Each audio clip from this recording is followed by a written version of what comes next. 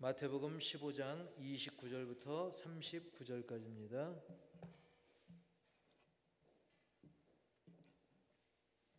신약성경 265페이지 아니죠?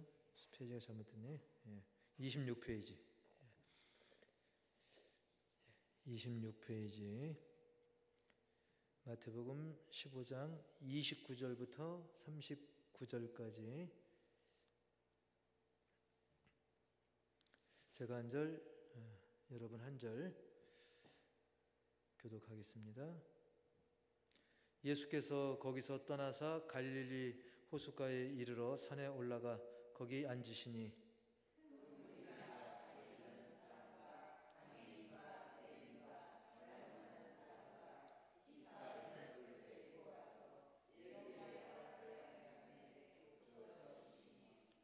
말 못하는 사람이 말하고 장애인이 온전하게 되고 다리 저는 사람이 걸으며 맹인이 보는 것을 무리가 보고 놀랍게 여겨 이스라엘의 하나님께 영광을 돌리니라.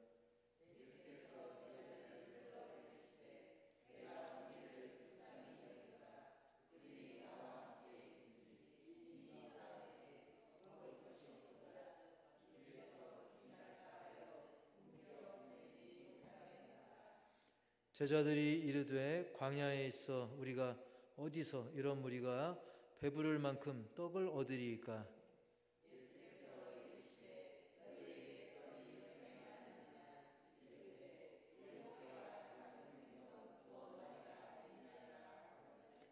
예수께서 무리에게 명하사 땅에 앉게 하시고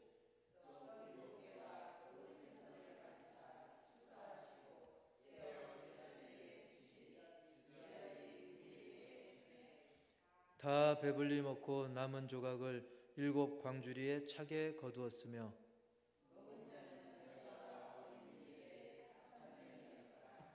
예수께서 무리를 흩어 보내시고 배에 오르사 마가단 지경으로 가시니라. 아멘. 할렐루야. 오늘은 불쌍히 여기노라. 시작. 불쌍히 여기노라. 이 제목과 관련해서 생각을 해보면 참 이게 불쌍히 여겨야 할 대상들이 굉장히 많구나 하는 생각을 하게 됩니다. 전 세계적으로도 막 빈곤 국가가 많고 또 난민들도 많고 난민촌도 있고 막 전쟁 중이라 정말 너무나 불쌍히 여겨야 될 대상들이 너무나 많습니다. 선진국에는 없을까요? 그렇지 않죠.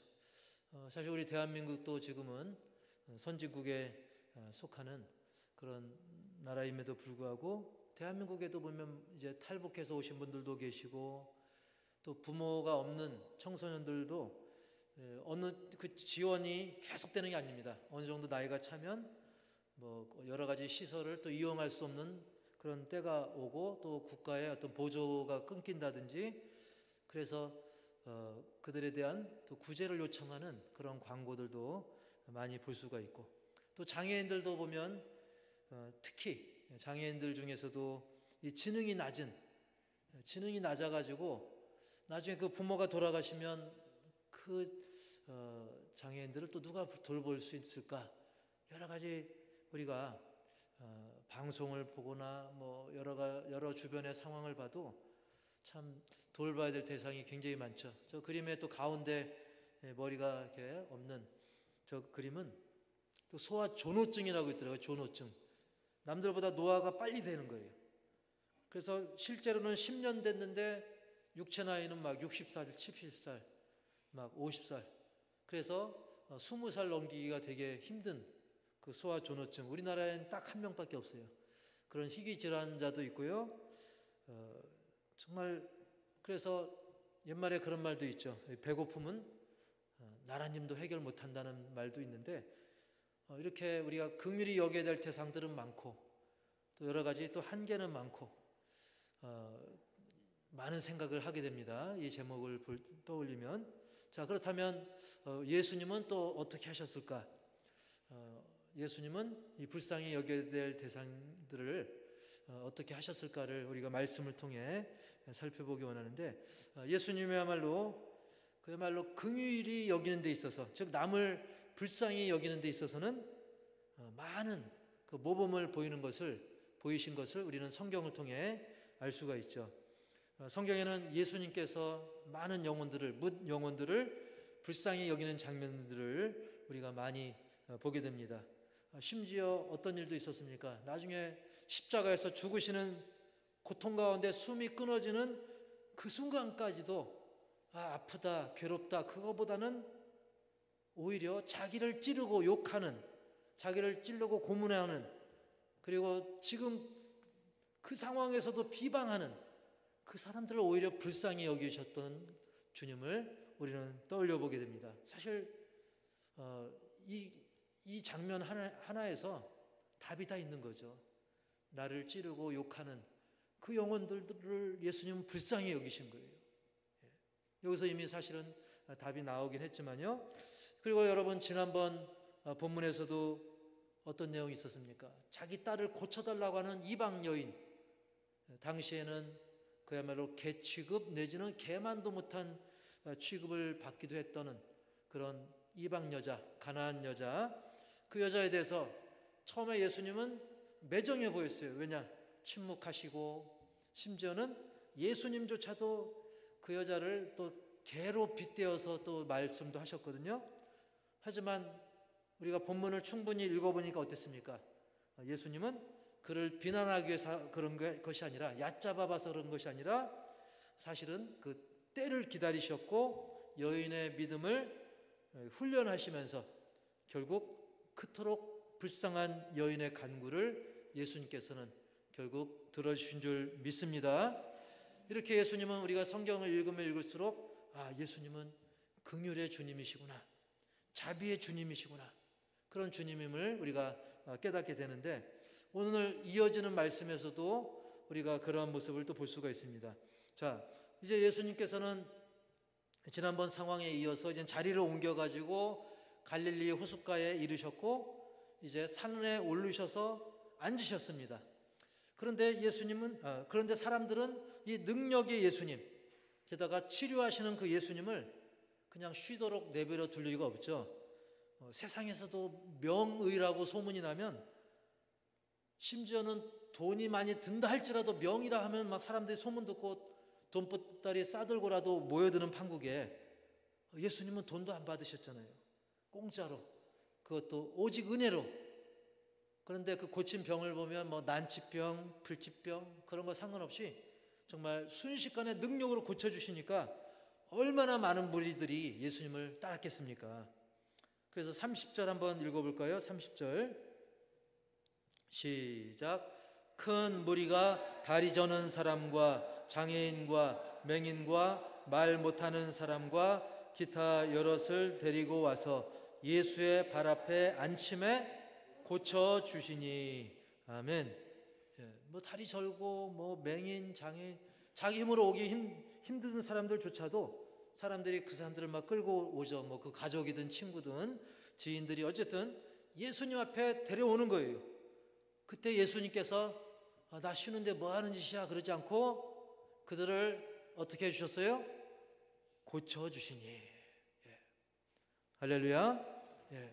큰 무리가 많은 사람들을, 아픈 사람들을 데려왔을 때 정말 혼자 힘으로 오지 못하는 그 사람들, 불쌍한 그 사람들, 뭐 어떻게든지 주변에서 어떻게든지 예수님께 데려오기만 하면 예수님은 그들을 고쳐주신 것이죠. 31절도 보니까 시작. 말 못하는 사람이 말하고 장애인이 온전하게 되고 다리 저는 사람이 걸으며 맹인이 보는 것을 무리가 보고 놀랍게 여겨 이스라엘의 하나님께 영광을 돌리니라. 아멘.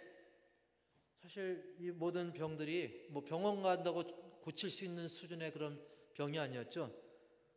난치병 내지는 불치병이 많은데 그런 장애들 있는데 인간의 힘으로 하기 어려운 불가능한 그런 것들도 예수님이 다 고치셨고, 그것을 보고 많은 사람들이 깜짝 놀라면서 이스라엘의 하나님께 뭘 돌렸다고요? 영광을 돌리게 된 것입니다. 도저히 사람의 힘으로 할 수 없는 것들을 예수님께서 이루어 주심을 통해 가지고 이것은 사람의 일이 아니라 바로 하나님의 일임을 깨닫게 하면서 결국 그들이 하나님께 영광을 올려드린 거죠. 그러면서 예수님은 그들에게 하나님 나라를 맛보여 준 거예요. 하나님 나라는 이런 곳이다. 이렇게 사람의 한계를 초월해서 하나님의 여호와 라파 치유의 하나님, 그래서 완전해지는, 완전하고 건강한 신체로서 영원토록 영생을 누릴 수 있는 그 하나님 나라를 또한 맛보여 주면서 또 하나님께 영광을 돌리는 그런 일들을 예수님께서는 보여주신 것이죠. 자, 그런데 이렇게 사람들이 예수님을 쫓아다니고 병자를 데려오고 예수님은 고쳐주시고 그런 사이에 시간이 홀딱 지나가 버렸죠. 무려 3일이, 사흘의 시간이 휙 지나가 버립니다.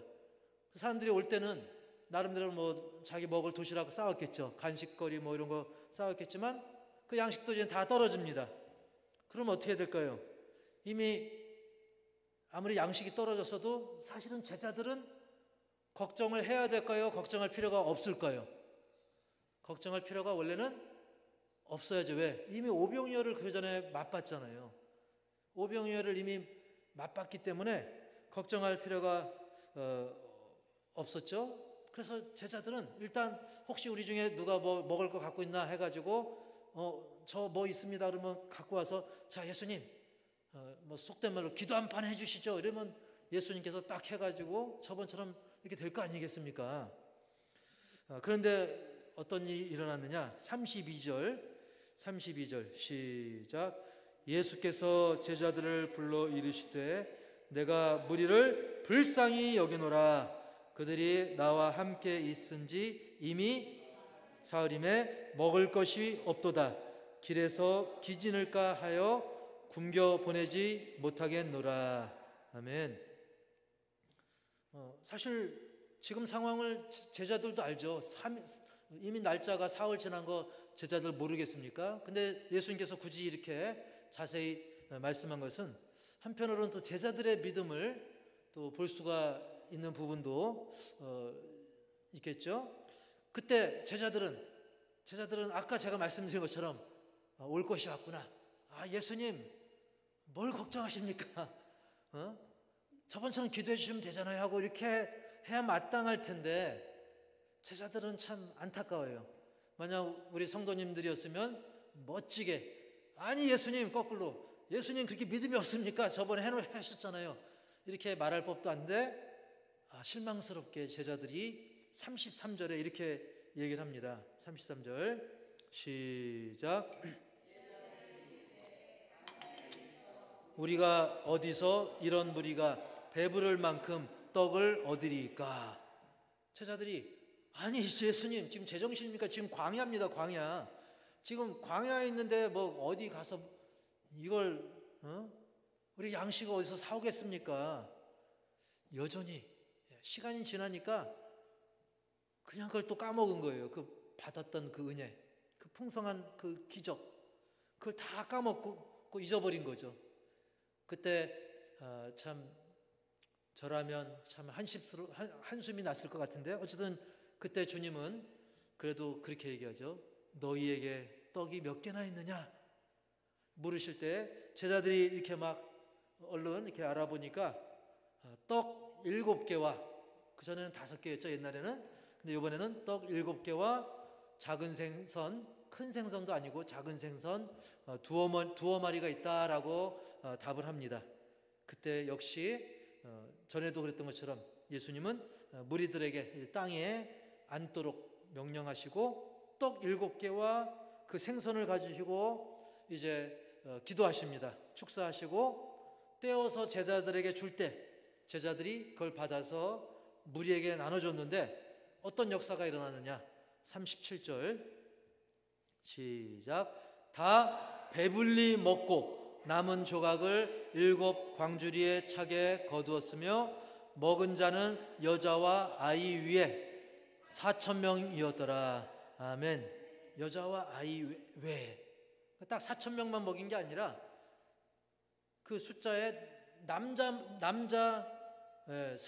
성인만 표현했을 때, 아이 빼고, 그러니까 남자 어른만 4,000명이니까 여자와 아이들 포함하면 훨씬 더 많은 것이죠.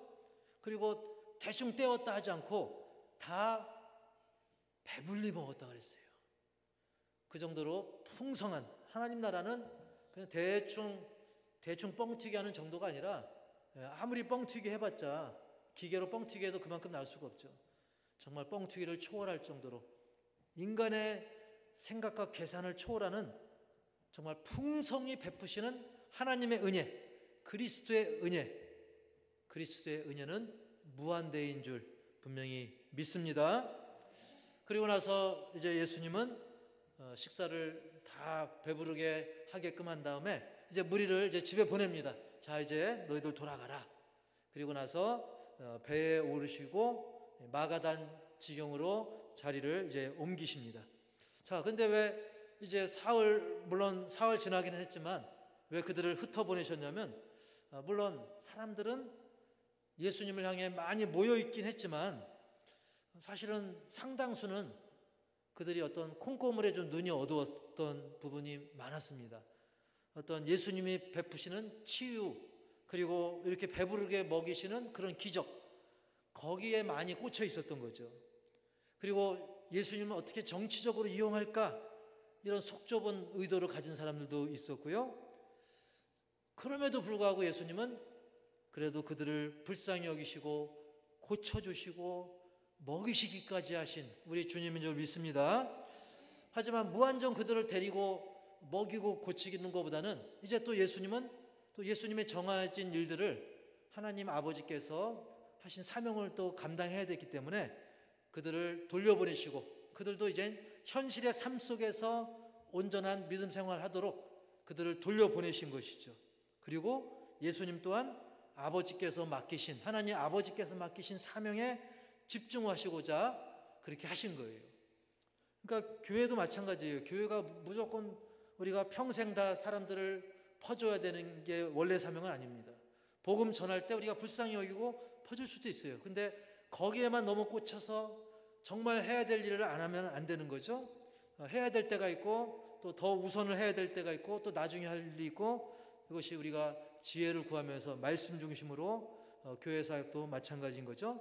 그리고 교회에서 맨날 먹고자 할 게 아니죠. 또 집에 돌아가고 또 직장이나 이웃이나의 관계 속에서 또 복음을 전하면서 또 내 사명을 다하는 이런 균형 잡힌, 그리고 우선순위를 아는 그런 사람들이 되어야 될 줄 믿습니다. 그래서 오늘 말씀을 통해서 우리가 첫 번째로는 하나님께 영광을 돌리는 그런 삶을 다짐해야 됩니다. 1번 시작. 하나님께 영광 돌리는 삶.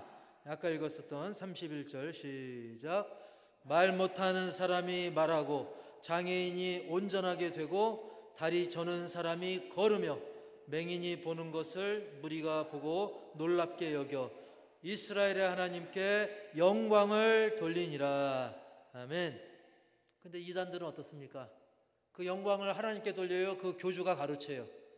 그 교주가 가르쳐죠. 막 옛날 박태선 같은 사람, 박태선 같은 사람도 그렇고 오늘날도 많은 이단의 교주들이 보면 다 그 공로를 자기가 가로챕니다.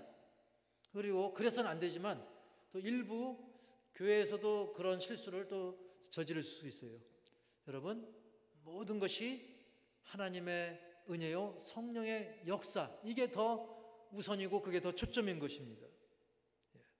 그래서 심지어 예수님조차도 하나님 나라가 우선이었고 하나님께서 맡기신 사명이 우선이었어요. 사실 그 분위기 좋을 때 거기서 더 큰 무리를 이루고 인간의 계획과 뜻대로 할 수 있는 일이 얼마나 많이 있었겠습니까? 그러나 우리 예수님은 딱 그 자리를 정리하시고 돌려보내시고 또 본인의 또 사명을 또 하시는 거예요. 그러나 오늘날 일부 어떤 한 가지에 치중해가지고, 성경에는 이렇게 구제도 있고 또 치유도 있고 다양하게 나옵니다. 근데 우리가 잘못 생각하면 어떤 한 가지에만 꽂혀서 거기에 치중하면서 정말 그 우선순위를 놓칠 수가 있거든요. 여러분, 우선순위는 바로 하나님께 영광을 돌려야 될 줄 믿습니다. 그래서 예수님도 예수님의 사명, 그 정해진 때를 바라보고 무리를 돌려보내셨습니다. 그리고 그 무리들도 사실은 돌아가서 자기 삶의 현장에서 또 하나님의 영광을 드러내는 삶을 또 사는 것이 마땅했던 것이죠. 그래서 우리도 우리의 찬양으로 예배로도 영광 돌리지만 우리의 삶 가운데 삶의 현장에서도 내 일터가 됐든 내 가족이 됐든 이웃이 됐든 그들에게 하나님을 영화롭게 하는, 하나님께 영광 돌리는 삶을 살아야 되기를 될 줄 믿습니다. 두 번째로는 시작, 예수님이 하신 일을 기억하라. 33절, 제자들이 이르되 광야에 있어 우리가 어디서 이런 무리가 배부를 만큼 떡을 얻으리까. 아멘. 아까도 말씀드렸지만 이미 그들이 예수님과 함께 했었잖아요. 예수님과 함께 하면서 이미 기적들을, 심지어 이와 거의 유사한, 마리수도 거의 비슷하잖아요. 물고기도 전에 두 마리였는데 오늘 본문엔 두어 마리, 떡도 전에는 5개였는데 오늘은 7개. 그래서 뭐 7병이어라고 표현도 하는데요, 5병이어나 7병이어나. 여러분, 그리고 이미 앞서서 다른 기적들도 많이 베푸셨잖아요. 물로써 뭘 만드셨어요? 감주, 포도주를 만드시고, 바다 위를 어떻게 했어요? 걸으시고, 불치병, 난치병 다 고치셨습니다. 그리고 가장 비슷한 오병이어까지 다 보여주셨어요. 그것만 기억한다고 한다면 그렇지, 예수님 원하시면 다 하시지. 게다가 예수님은 그렇게 하기를 원하고 계셨어요. 게다가 이 많은 무리들 배고플 텐데 어떻게 하지? 예수님 몰라서 물은 게 아니죠. 여러분, 얼마나 딱 맞아떨어지는 좋은 타이밍입니까? 예수님도 그 무리들을 불쌍히 여기고 그렇게 하기를 원하고 계셨어요. 그럼에도 불구하고 제자들은 그 믿음을 다 까먹어버리고 예수님이 무슨 일을 여태까지 했는지 그걸 다 잊어버리고 예수님을 온전히 신뢰하지 못했던 것이죠. 여러분, 믿음은 여러 가지로 우리가 정의할 수도 있고 표현할 수 있는데, 여러분, 믿음의 요소에서 또 중요한 거 하나는 우리 한번 따라서 해봅시다. 하나님께서 내게 베푸신 일들을 기억하는 것이다. 그걸 떠올린다면, 그걸 기억한다면 우리가 그것을 반복해서 구하고 그 믿음대로 반복해서 말하고 행동할 수가 있게 되는 겁니다. 근데 우리는 제자들처럼 너무 자주 잊어버리는 그런 경향이 없기를 바랍니다. 사람이니까 물론 그런 경향이 우리에게 전혀 없는 건 아니지만, 우리는 전에는 10번 까먹었으면 이제 5번, 좀 뭐 2번, 나중에는 전혀 잊어버리지 않고 하나님이 내게 어떤 일을 행하셨는가, 저 여러분도 이미 기적을 맛본 줄 믿습니다. 꼭 뭐 불치병이 나으면 그것만이 기적이 아니잖아요. 우리가 영벌에서 영생으로 옮겨진 것도 얼마나 기적 중에 기적입니까? 그 외에도 여러분 개인적으로 나름의 또 체험과 기적들이 있을 겁니다. 그거를 잊지 마시기 바랍니다. 예수님이 내게 하신 일들, 하나님이 내게 하신 일들, 우리는 이것을 잊어버리거나 또는 너무 늦게 기억하는 그런 일을 범하지 말고, 반복하지 말고, 이제는 순간순간, 자꾸자꾸, 매일매일 하나님이 내게 베푸신 일들을 기억하시기 바랍니다. 그리고 오늘 말씀 제목대로 세 번째로 따라서 하겠습니다. 불쌍히 여기라. 32절 시작. 예수께서 제자들을 불러 이르시되 내가 무리를 불쌍히 여기노라. 그들이 나와 함께 있은지 이미 사흘임에 먹을 것이 없도다. 길에서 기진할까 하여 굶겨 보내지 못하겠노라. 아멘. 사실 그 무리들이, 물론 일부 병자들도 있었지만 어쨌든 예수님 고쳐주셨죠. 근데 이제 딱 한 가지 이 무리들에게서 당장 아쉬운 거는 좀 배고픈 거였어요. 근데 무리들이 배고픈 건 사실이지만, 사실 아무리 배고파봤자 솔직히 그들이 뭐 금식을 막 며칠 동안 금식 기도를 한 것도 아니고, 그렇죠? 그리고 그들이 좀 배고픈들 옛날 뭐 장애인들이라든지 맹인들이라든지 그런 사람들보다 뭐 더 불쌍한 정도까지는 아니지 않습니까? 아니면 예수님께 병고침 받고 싶어도 옮겨줄 사람조차 없어서 집에서 끙끙 앓고 있는 사람들에 비하면 뭐 당장 뭐 한두 끼 굶다고 해서 크게 불쌍한 건 아니었거든요. 그냥 지나가도 될 일이에요. 왜? 여태까지 예수님의 그 큰 은혜와 기적을 보고 예수님을 실물로 직접 보고 그리고 예수님의 말씀을 통해 천국의 그 놀라운 비밀 이런 말씀을 직접 예수님께 들었다고 한다면 그것 좀 며칠 굶어도 사실 크게 불쌍하지 않을 수 있어요. 우리가 이 세상에서도 어떤 말씀 기가 막히게 잘 전하는 부흥사 목사님이든지 그런 분들 직접 들으면 뭐 한두 끼 굶어도 그냥 그 말씀의 그 은혜 때문에 감격하기도 하는데 하물며 그들은 예수님을 직접 보고 말씀 듣고 그 베푸신 은혜와 기적을 맛보고 누리는 그런 상황이었던 거죠. 게다가 그들이 뭐 믿음이 또 훌륭했습니까? 그게 아니죠. 그냥 먹는 거 신기하고 기적 보는 거 신기하고 또 예수님 그 놀라운 소문으로만 듣던 그 예수님 그 쫓아다닌 어떻게 보면 철없는 심령들이었습니다.